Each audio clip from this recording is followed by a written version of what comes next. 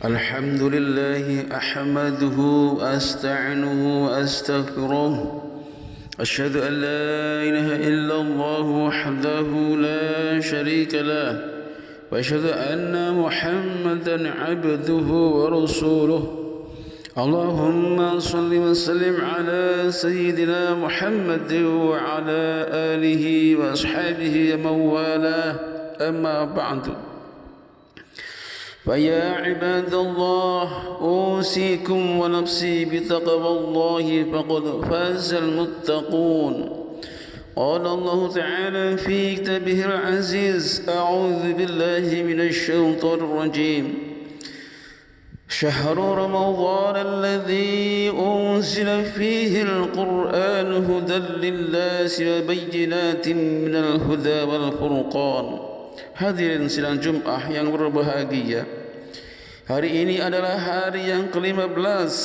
kita menunaikan ibadah puasa. Berarti 2 hari lagi kita akan berada pada saat di mana Al-Quran diturunkan kepada Nabi Muhammad sallallahu alaihi wasallam, yang pada saat itu beliau berkhilwat di Gua Hiro yang sekarang bernama Jabal Nur. Itu sebabnya para ahli tafsir bersepakat bahwa turunnya Al-Quran bertepatan dengan malam 17 bulan Ramadan.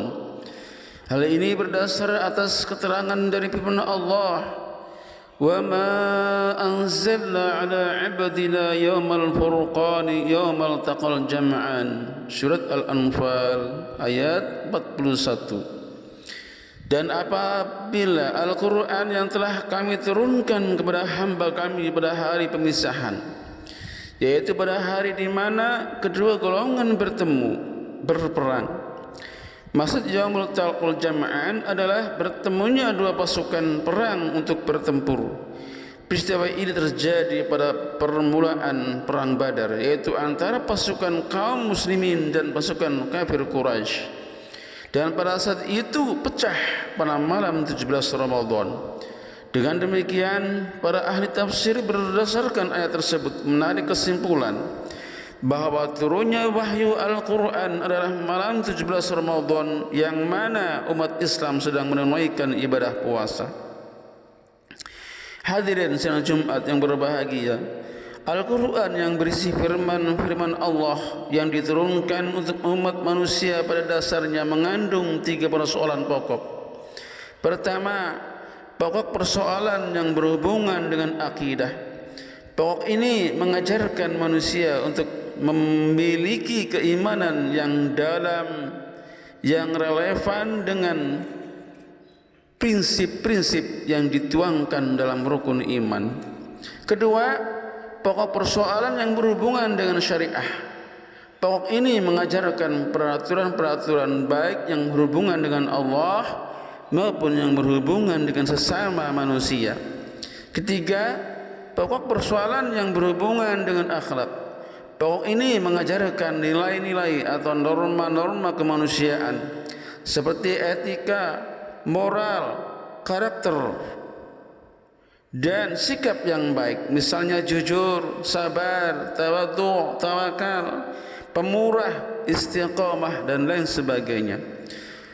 Akhlak yang baik itu adalah buah dari iman yang sudah tertanam di dalam hati sanubari sekaligus sebuah ibadah.